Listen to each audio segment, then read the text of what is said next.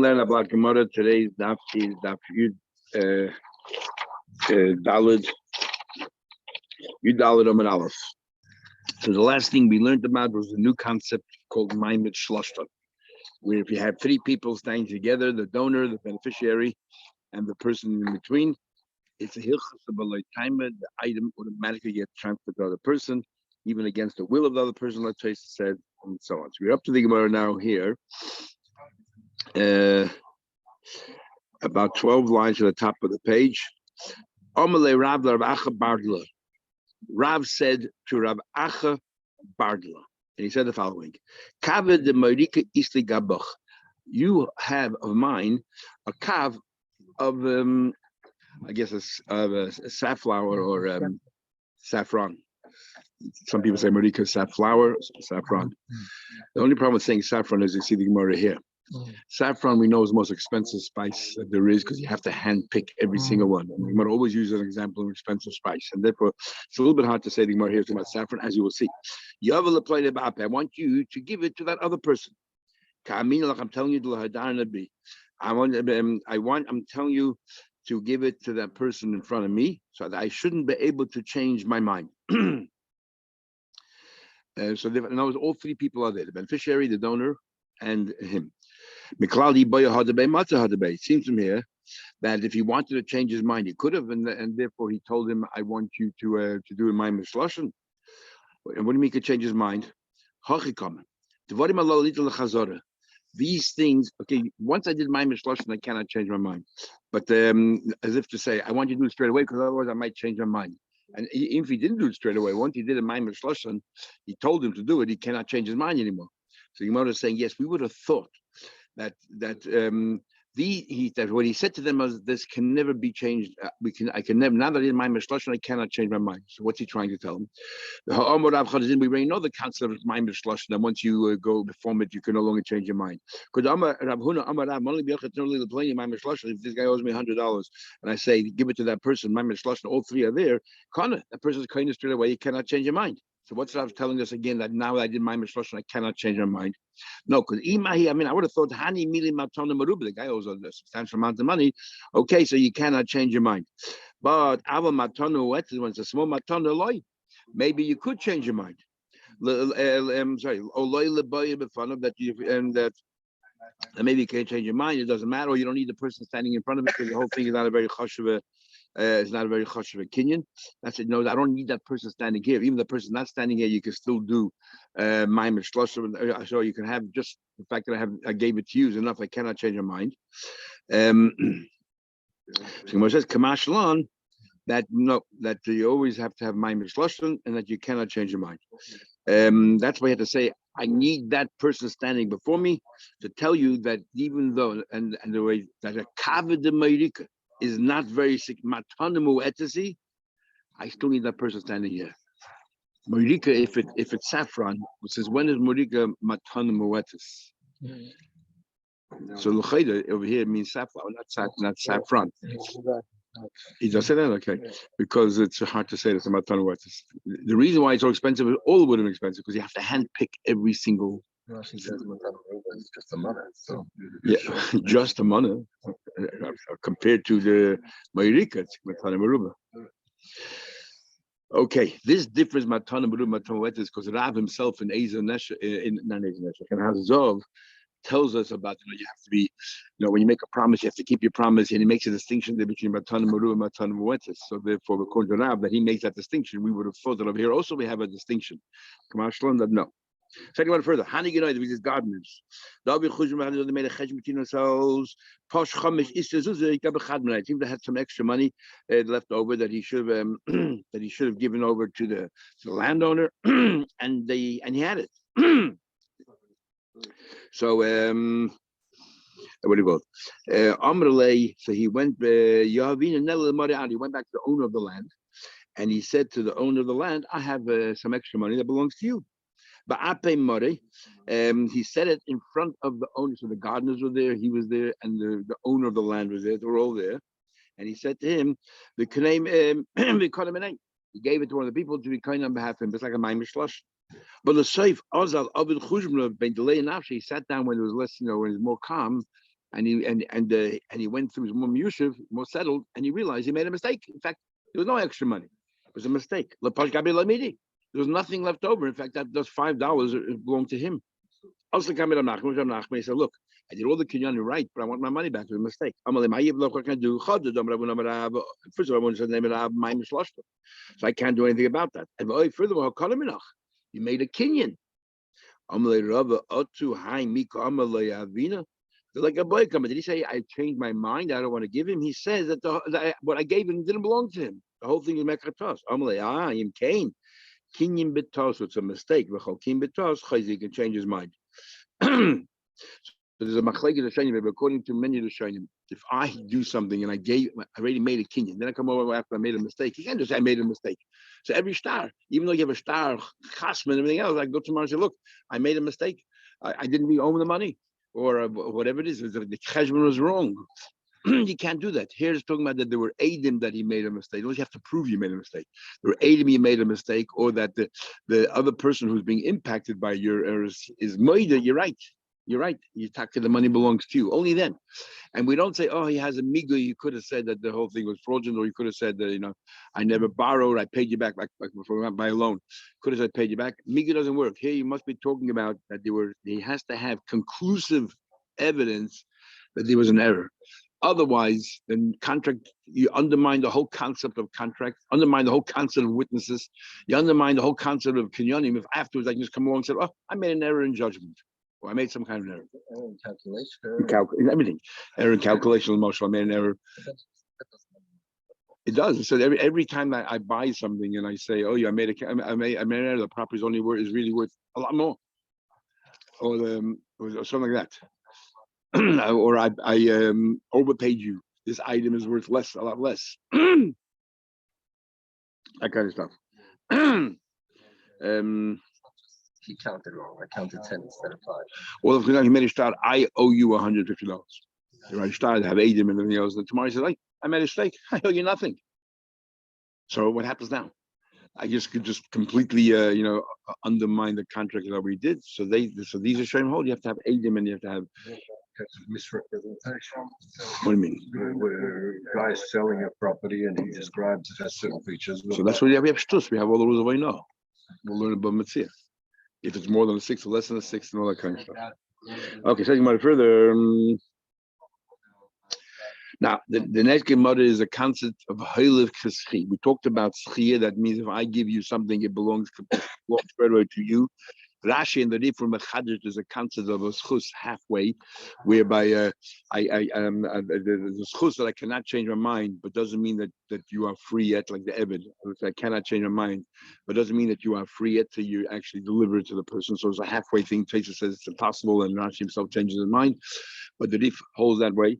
So now we're going to learn a concept of Heilig and the Achreinim, and even the Shainim break their heads to try to understand the Savoris behind all of this, as we'll see right now. Says the Gemara, it might be learned. Reuben, let's say, calls in Shimon and he says, do me a favor. I want you to take this money and bring it to and deliver it to Levi, because I owe him $100 here. Take this $100 and deliver it to Levi. Amar Rav, and Rav is very difficult to understand the logic behind this. And all the Rishayim, the Rosh, here is like an Achron. Amar Rav said, number one is then the lender, the borrower who sent the money, the $100 with the shliach. If the shliach loses the money, the borrower can't say to Levi, well, I took care of I discharged my responsibility. I gave the $100 to the shliach. Now remember, the Levi was not the one who appointed the lender was not the one who appointed the shliach. The borrower appointed the shliach. So on the one hand, the borrower is still responsible until Levi gets the money in his hand. So, but the borrower Reuven cannot change his mind. He's fully responsible, but he cannot change his mind. So there's somewhere in between here, like in other words, there's a whole new idea that when we say that it's Zachin la'adon shalom, this is what somebody trying to say. Zachin la'adon shalom fanav doesn't mean that it becomes straight away his. It means the schus is only insofar that I cannot change my mind. So the Reuven cannot say to Shimon, you know what, I want the money back. I'll send it in some other way. No, the shliach says, I'm taking it and that's it. I don't have to get back to you. Cannot change it cannot change his mind. He has to go now and take the money to Levi. But if Shimon loses the money, Reuven is still responsible. That means the money is not yet Levi's. The money is still in the domain of Reuven, yet he's still responsible. How are the two compatible? He gives it to his friend and says, "Do me a favor, take this." Or if he That's right. No, now I changed my mind. I want it back. And some people want to say, actually, what you just raised is interesting. One of the Acharayim, or maybe even the Rishonim, want to say that he's chayiv also shomer. That the reason why the Levi really is fun of and he says if he gave to Levi, but why is Reuven still responsible? The bar is responsible. He's like a shomer. He's still, now he has to mind the money until it actually physically gets into the hands of the lender. Then another issue that they all bring up is we learned before Teif is about if you're hurting somebody, like Kana. So normally you're not hurting the borrower. The borrower owes the money. So when we say is that the borrower has 5 other lenders, and if you grab it on behalf of one lender, you're harming all the other lenders. You're not harming the borrower. He owes the money. It's a fact. But over here, in this case, the borrower says, I don't want you to take the money. So now you're hurting me. So why isn't this a case of that it's loikoni, and that you have to give it back? So as a result of that, they come up with all kinds of new chedushim and understanding teifs b'chayv. Even though we had the sugya before, the chedushim or all the nuances come up here.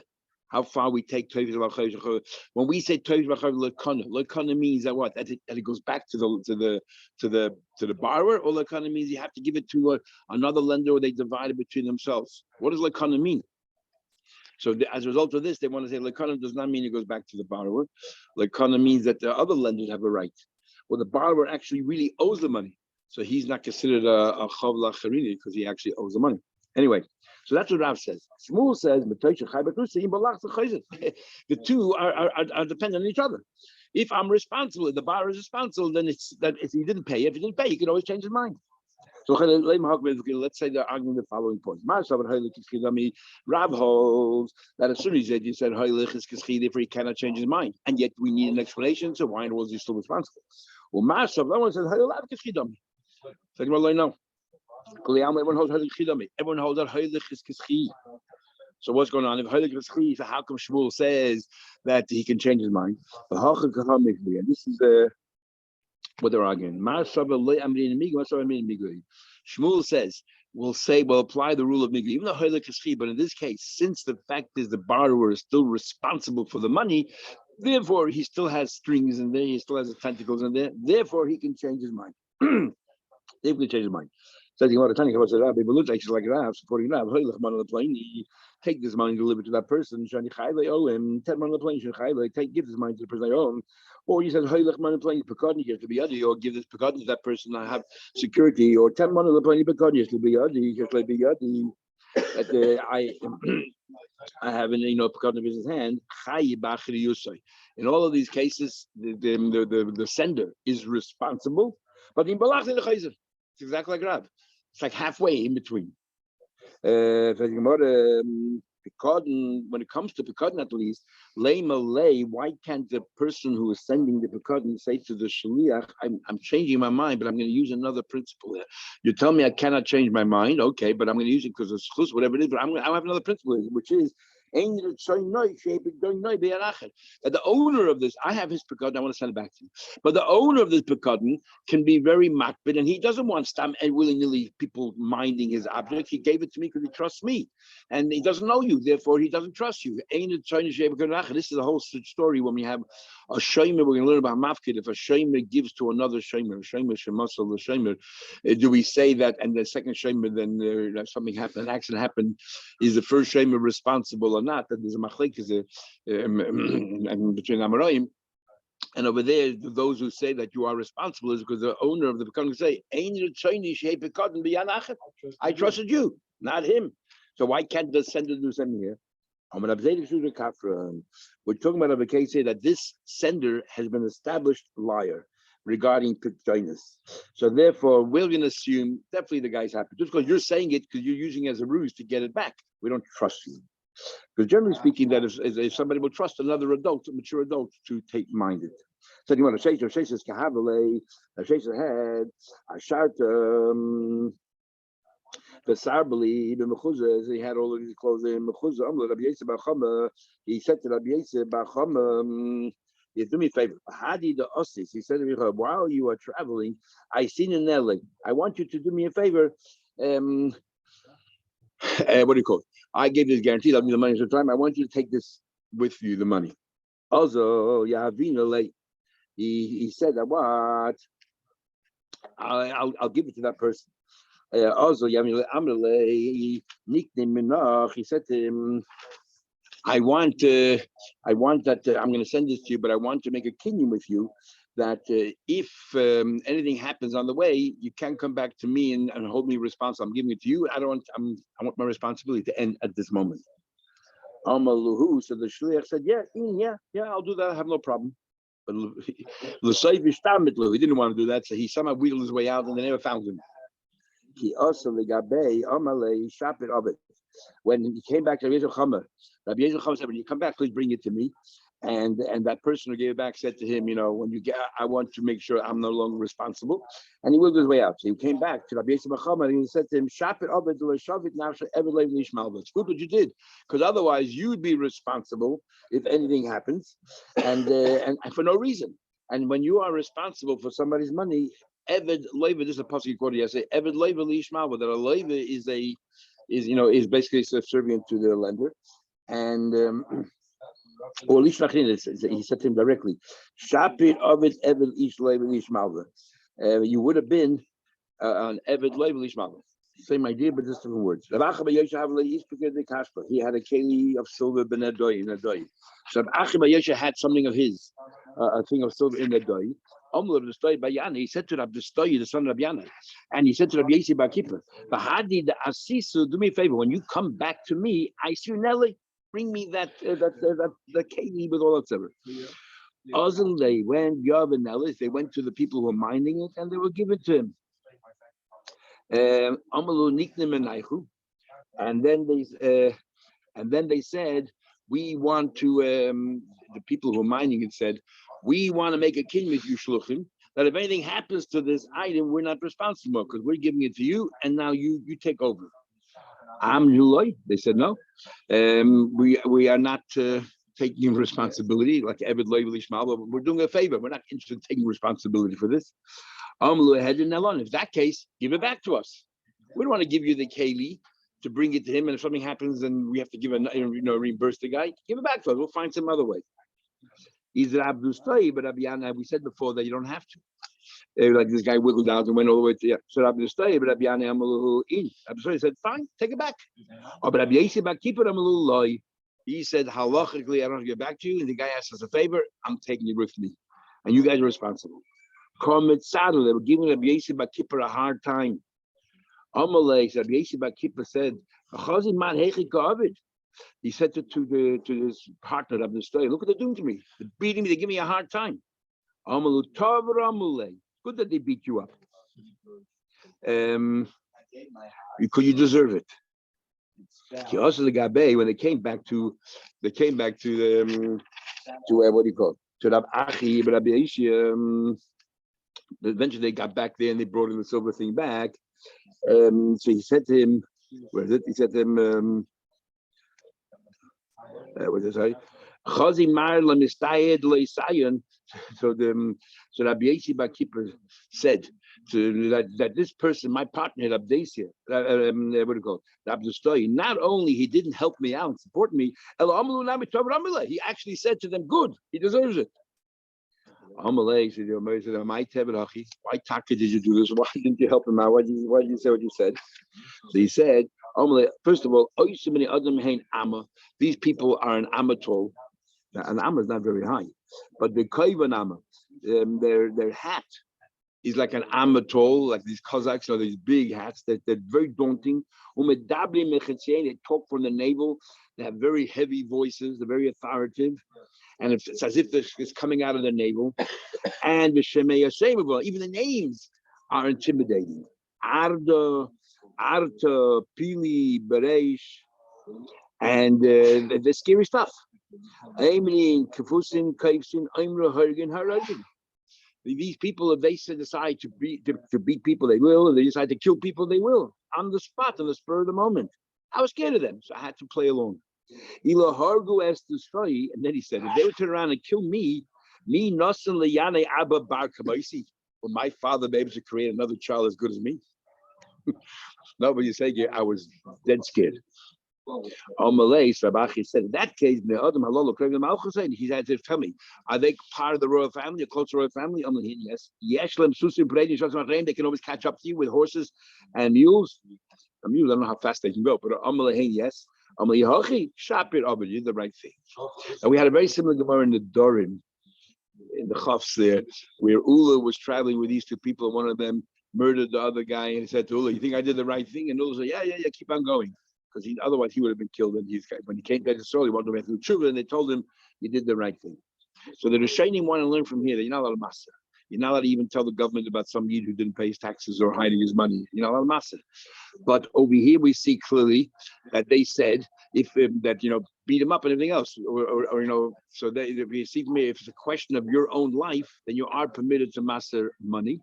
If others go further, you're even allowed to give over the goof. He said beat him up. He said beat him up. So if you're scared for your life, that you're allowed to. From Ula, it's not really a raya because it says over there they were killing him anyway. And I think the answer that what he told them was kill him faster. He'll die anyway. Why should it be so painful? They were torturing him. Just kill him and get his pain over his pain. Anyway, let's continue. We're talking about Haile Keschis. So continue. Let's say Reuben says to the shliach, go and bring money to Shimon, but he goes to pay Shimon and Reuben's debt, but Shimon is not there anymore. In one place, I said, what you do now? One place, go back to Reuben and bring him back the money. What do you mean he's not there anymore? Shimon died. Give it to his heirs. Lema, what's the argument? And he's carrying out a shlichus. The argument revolves around this question. At the moment that Reuben gave the shliach the money, as if Shimon already received the money, and then Shimon died, his Yerusha automatically inherited.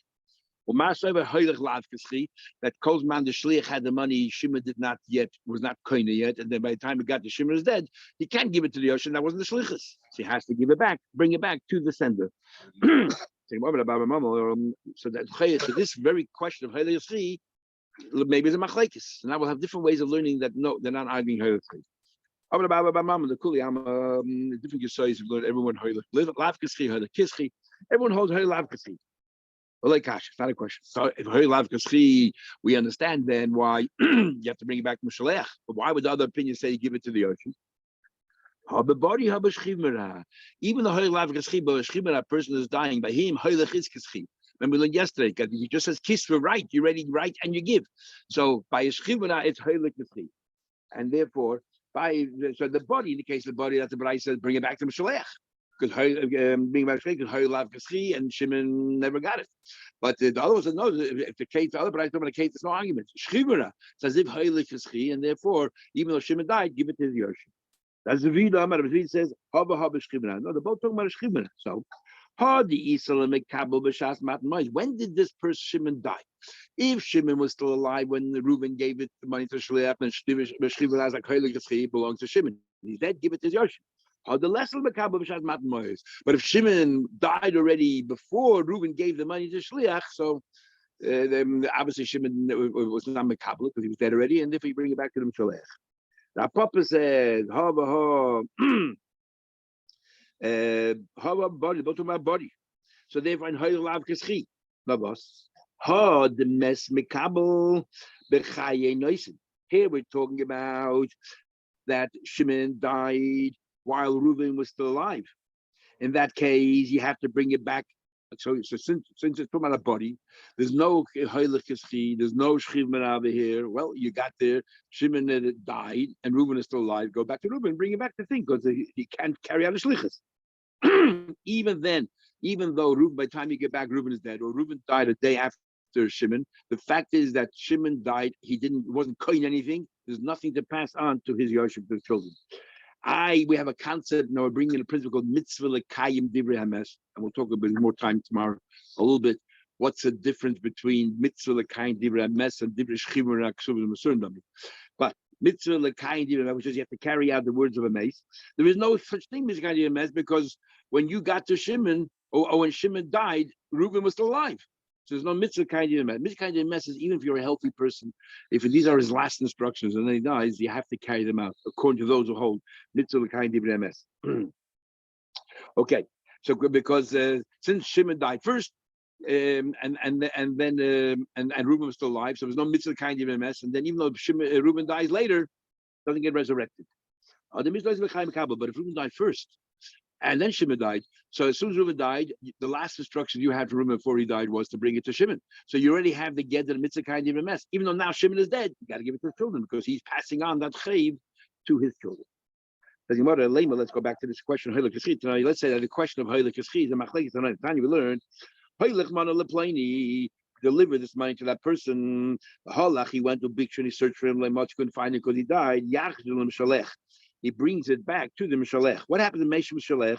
Now we have a number of opinions here, and the Mishalech himself died. Rav Nosson, but Rav Yaakov Amru, Rav Nosson, Rav Yaakov say Yachzul Yosef Mishalech. What do you do now? The Mishalech is dead. So the Shimon is dead, the lender, and Reuben, the borrower, the Mishalech is dead. What do you do now? So opinion number one is Rav Nosson, Rav Yaakov say, give it back to the Yerush Mishalech. Since Shimon wasn't kind, you go back to Reuben, and it never left Reuben's possession, and he goes to his children, his heirs. The Yesh Oimnim Liyosh Mishin Eshtauchle. There are those who say no. It goes, and we can tomorrow explain what's the Machlekes is. The others say no. Since Reuben is dead, he goes back to the Yerushim of Shimon, of the lender.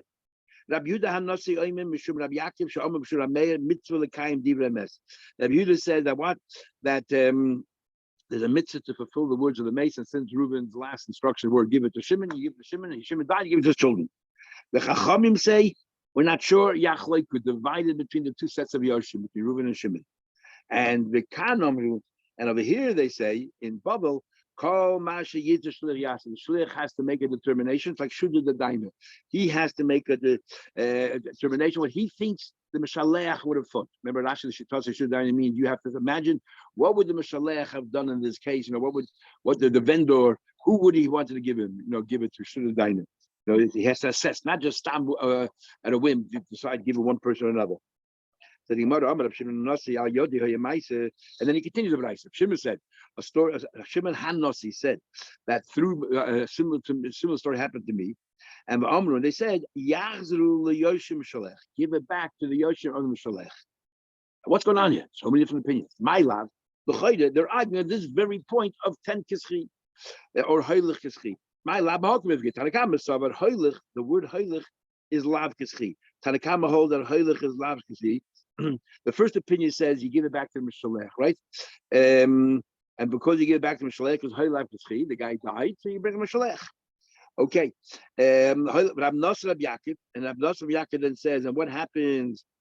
The Mishalech is dead. Rav Nosson Rav Yaakov says you give it to the Yoshim Mishalech. Why could they agree? Heilig Lav Kischi. They say Heilig Lav Kischi. Okay, so Shimon never got it. Who you give it back to? The ears of the Mishalech. Why? But I forgot the mis. But what about the last instruction? What about the idea of mitzvah lekayim divrei hames? Rabbi Yaakov Rav Nosson say there's no such thing. Lo amrin mitzvah lekayim divrei hames. They hold there's no such thing as mitzvah lekayim divrei hames. Even though Reuben's last instruction was give it to Shimon, and now that Reuben died, so l'chaydi should give it to Shimon. No such thing mitzvah lekayim divrei hames. Okay. Then what do the Yeshayim? The Yeshayim say no. You got to give it to the Yoshim of Shimon. Why? Because they hold Heilig Kischi. They hold that Heilig is Kischi. So as soon as he gave it to the Shliach, the Shimon, the lender, was already kind of. He died. He passed on to the children. Rabbi Yehuda Hanasi Omer. Rabbi Yehuda Hanasi said name Rabbi Yaakov, then name Rabbi Meir. He said mitzvah l'kayim divrei emes. Because he holds Heilig Lav Kischi, Heilig Lav Kischi, and therefore you wouldn't have to give it to Shimon. But because Reuven died now. The fact that Reuven died now suddenly became his last instructions while he was still alive. And mitzvah l'kayim divrei emes, Meir said, and halach by the way is like a Meir, and therefore now you have to give it to Shimon. Only because Reuven died. If Reuven would not have died, you would just give it back to Reuven because it's Heilig Lav Kischi. Shimon is dead. Bring it back to Reuven because Reuven died. These were his last instructions. Heilig mitzvah l'kayim divrei emes, and the Chachamim say yachleiku. One Chacham say yachleiku misapkalu. They're not 100% sure which one you should do. Do we say kischi dami or not kischi dami, or do we say mitzvah kind of mess? And therefore, you know what? Like you always, And the Khan Amru, the people in Bubble say, should the best thing is should the Shliach can assess, was the Mashlech a generous person? If he would have known that Shimon would have died, would he be happy for Shimon's children to get it? So therefore, he has to assess it. And but Shimon Hanasi, Maisa Asa Shimon, what's Shimon Hanasi going to tell you? It's a story. He said it happened Taka to me. What was the point of Shimon Hanasi saying here? That and we gave it back to the Yoshim Shalech. What's he trying to say? Loi, the body the Kuli Alma Loi Pligi. He says that by a body, there's no argument. Heilich is not Kaschi. That you don't give, if Shimon died, you don't leave it with Shimon's children, you bring it back to Reuben. And here we have to, Shimon and Nasi is just telling you a story. That's how the Gemara wants to say. So what the Gemara trying to say, that the whole argument is whether Heilich is Chi, not Kaschi. So the Gemara, no. Everyone agrees that the Heilich is Kaschi. You want to say that this is the very argument? No, I can argue, for argument's sake, everyone agrees that Heilich Lav Kaschi Dami. And therefore, if Shimon died, you don't bring it to Shimon. What's going on here? We're talking about a shchivmira. So what's the argument then? If it's a shchivmira, you have to, as soon as he said it, it belongs to Shimon already. Arguing a different machlekes altogether. What's the din by shchivmira? In that itself is an argument between Rabbi Lezer and Chachamim. The time a guy is distributing his nechasim right before he dies. Rabbi Lezer says echad body the echad sukin. Even the guy is healthy, or even if the guy is dying and he's distributing his asset amongst the children, and he's not doing it equally. A Yerusha should be equally, right? Because all those children and get double. He didn't do that. He decided this one get this much, don't get that much. He's working out a last will and testament.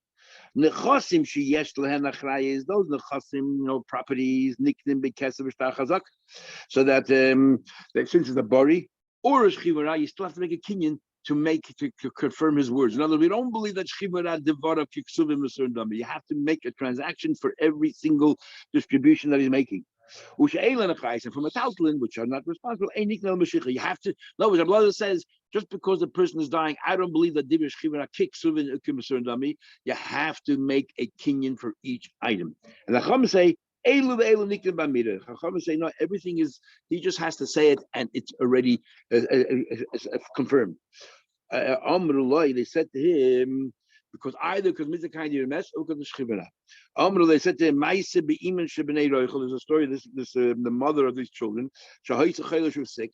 But she said, I want you to give this particular item to my daughter.